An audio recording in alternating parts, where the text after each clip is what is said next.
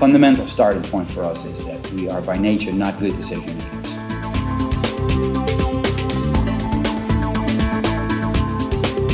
We rarely get direct, unpolluted feedback from the marketplace.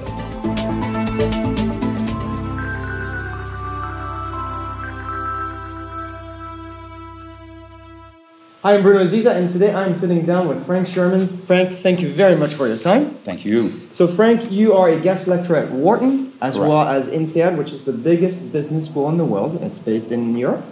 You also consult with large organizations across the world, specifically in financial services. And when you lecture, you talk about decision-making, strategy, as well as scenario planning. So let's get started with decision-making. What are the issues in this space? Well, the way that we approach decision-making is that a fundamental starting point for us is that we are by nature not good decision makers. So that is slightly different from some of the popular literature that's come out over the years.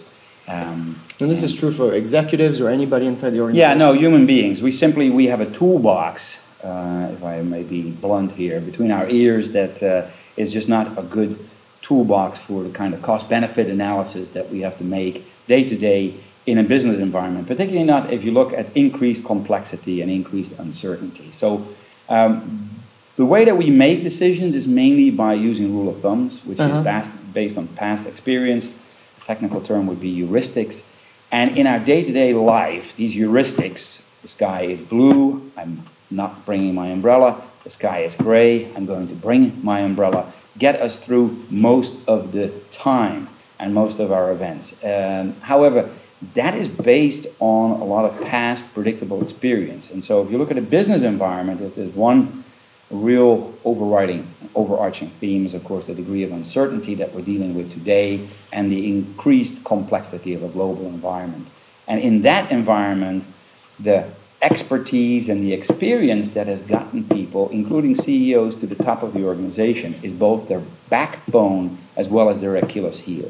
And so what we're talking about here is not simply that people in business make decisions based on observation, but they make decisions based on the experience over time, and also the way they collect information often is misguided by thinking that historical information is going to be a good predictor of the future.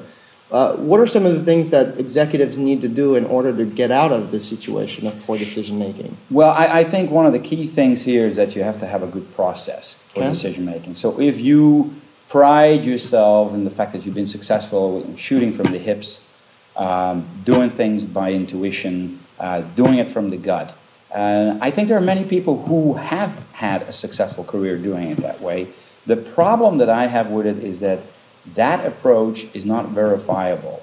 That approach cannot be falsified, and most importantly, it's very difficult to sort of codify that particular approach and make it not just that individual's outstanding quality, but the organizational outstanding quality. So learning from those decisions, also repeating the performance.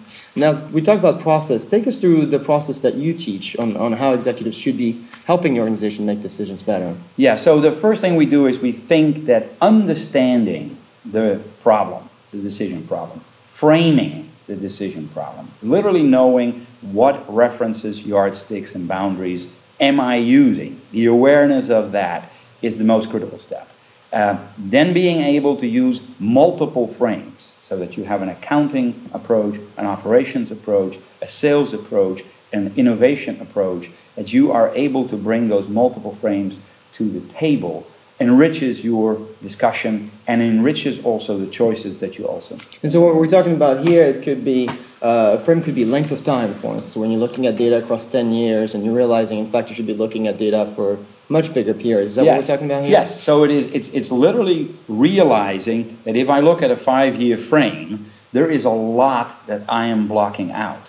If I look at a 100-year frame, I also have to realize that the data now becomes so broad, so generalized, that that too has its own traps. So simply saying, don't look at a 5-year frame, look at a 25-year frame, isn't enough. You have to have the realization that there is a 1-year frame, a 5-year frame, a 25-year frame, a 100-year frame, and that you have to have at least some working knowledge of what those different approaches, those different frames highlight, and what stays in the shadow. So that's step one, is framing the decision properly. Absolutely. Some of the folks listening to this program are probably also wondering, Well, what happens if I realize that I want a frame that's 25 years and I don't have the information? How do I mitigate for that?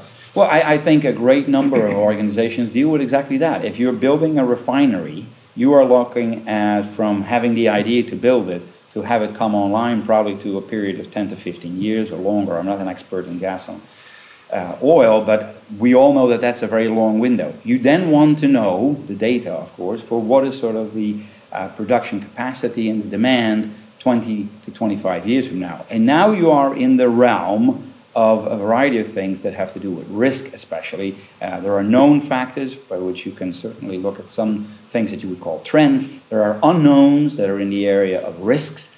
And then there are the unknowables. And the unknowables is where it becomes interesting. That's sort of where the black swan world lives. And I think at that point, what you have to be comfortable is that you think broadly, that you want to be approximately right and not absolutely wrong. And I think in too many organizations, we are still stuck in a tell me what the future will look like. And it reminds me very much of my undergraduates when they came in class and said, so what's going to be on the exam? That is an approach that is solely focused on the outcome and doesn't realize that the learning process is really where the gem is at. So I think giving up, and I see a large number of companies doing that. Philips has announced that GE no longer gives targets for analysts. I see a number of companies doing because they say the variation, the complexity, the uncertainty is too great. If anything, we could give you a range where we're 90% confident what that outcome may be, but we're not playing this little game about pennies and cents around. This is a very interesting concept. We have another program with Mueller who has stopped forecasting based on that because they're looking at ranges and they want to focus on what we can do to increase the number rather than just focusing the negotiation around what we think the future is going to be at. So that's stage one, which is framing. What is stage two? What happens at stage two? I think stage two is really to realize the biases that we have when we gather data. And I think the audience here overall will be familiar with many of these things. Mm-hmm. But if you think of the classic approach in science, that is, we have a hypothesis. Then we seek to falsify that hypothesis by looking at data. One of the things that I think we need to realize is that we too often have a hypothesis and we then look for confirming data. Data that already answers the questions that we believe are the ultimate answer. And we have to look for disconfirming evidence. We have to look for data that is contrarian to what we think will be coming out there. So it is realizing that we tend to be overconfident. We get anchored on past performance. There's a whole litany of biases that we know from cognitive psychology and behavioral economics that trip people up in making good decisions. So, I think many of your folks in your audience will be aware. And so this is the awareness for an executive or for any employee to realize that there is some emotional ties to a decision. It reminds me a lot of the CEO of Motorola that talks about this idea of the minority report. When everybody around the table thinks they've got an idea, it's the first step for reaching out and seeing, does anybody else have a different idea so we can make sure we validate that. I think you say that when everybody feels they're right, you're probably wrong.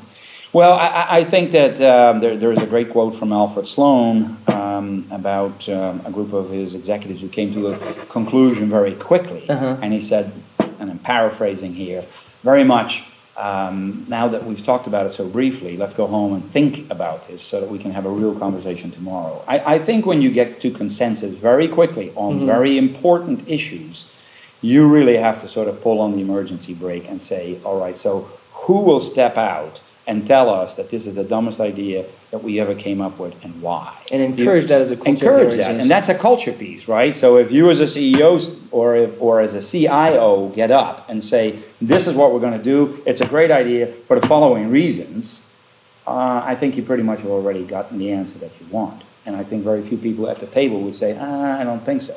Now, there is a very important distinction that we have to make here.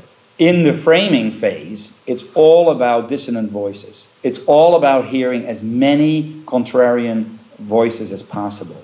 When we get to the coming to conclusion, which is my third part, then when we make a decision, then we have to really get on board and execute. Excuse me. Then we have to really get on board and execute. And at that point, People who say, well, I've always was against this idea, or I never really believed in it. Mm-hmm. Those are the people that I think I personally would walk to the parking lot and say, okay, that's not what I want on my team. So there is in the framing part a need for dissonance. And then when you get to the execution side, we got to all have our noses in the same direction. And the last part, the feedback part, so if you think of it as framing, getting the right information, coming to conclusions, and the last part is learning from feedback. There you have to realize the same biases that trip us up in the decision-making process trip us up in the feedback process. And so let's talk more about that, because I think as people think about decision-making, you always think about collecting information so you can enable people to make better decisions over time. Right. And rarely do you go back and audit your decisions or try and collect feedback about the decision itself. Right. Can you tell us kind of the traps around decisions and decision feedback? Well, I think in decision feedback, there are classic studies that show that managers tend to take 80% responsibility for successful projects and only 20% responsibility for failed projects. Right there, that should be a big sign and tell you that, you know, there is a real bias here to claiming success, right? So when you know that, you also have to realize that it is very dangerous when you have been involved in a project to look at the feedback. We rarely get direct, unpolluted feedback from the marketplace. Projects are sometimes successful because of no reason of our own. Sometimes it is just serendipity that gets us across the line. And I think that's why failures are the best learning opportunity from a feedback perspective, because now we usually have the wreckage in our hand and we can then start looking backwards. And again, we have to have an open discussion, not a finger-pointing one. And that's an important part around feedback as well. Failures, now not stupid failures, but smart failures, need to be viewed as learning opportunities in an organization. So we tried this, it was the right decision given the information when we started. Now we're not happy with the outcome. Do we understand what went wrong? What can we learn from this? And, you know, how can we apply that to our processes and the way that we make decisions and do things in the future? It's very, very difficult. It's very, very difficult to change that mindset. Well, I can see how from a data standpoint it's a problem, because the typical organization is wired to assess the value of a decision based on its outcome. Right. I can see how culturally it would be fairly difficult. It sounds like it takes a long time to even be willing to do that. So what we're talking about here is really disassociate the process from the outcome and focus the conversation around the process itself. Is that correct? Yeah. Yes, and I would say an important part, if we briefly stick to the feedback part, is you know, the advice I would have for people is to have a project log or a project diary, and particularly if it involves longer projects that have a lot of complexity in them, you have to write down prior to even when we started out who was present, what kind of viewpoints were provided, what was the scope that we agreed upon, what was it that fell outside of the scope, what were the things that we deliberately decided not to focus on when we started this particular project. Then step by step, not on a day-to-day basis, but I think on a weekly or monthly basis, record what is the progress, who was involved, what were the opinions that people voiced, and what were sort of the canaries in the coal mine, and when were they registered and by whom. And I think that's important, because after 18 months, we have no idea, if we do not have a record of why we started out something at the beginning. And if it's a successful project, then we will all say we did all the right things. And if it's a failed one, we start pointing in all directions, and mostly the economy is then to be blamed. I think these are great lessons, especially for a CIO that wants to build an infrastructure that helps the learning organization. This idea of framing correctly, getting the right amount of data, understanding risk when you don't have that information is particularly important. And this idea of auditing the process of decision. I know that many organizations are listening to you and thinking, you know, I hadn't thought about gathering information around how we make decisions. Right. Typically, decisions are audited based on the metric on the scorecard. Right, right. Thank you very much, Frank. Thank you very much for having me. You can find out more at decisionstrat.com. Until next time, I'm Bruno Ziza.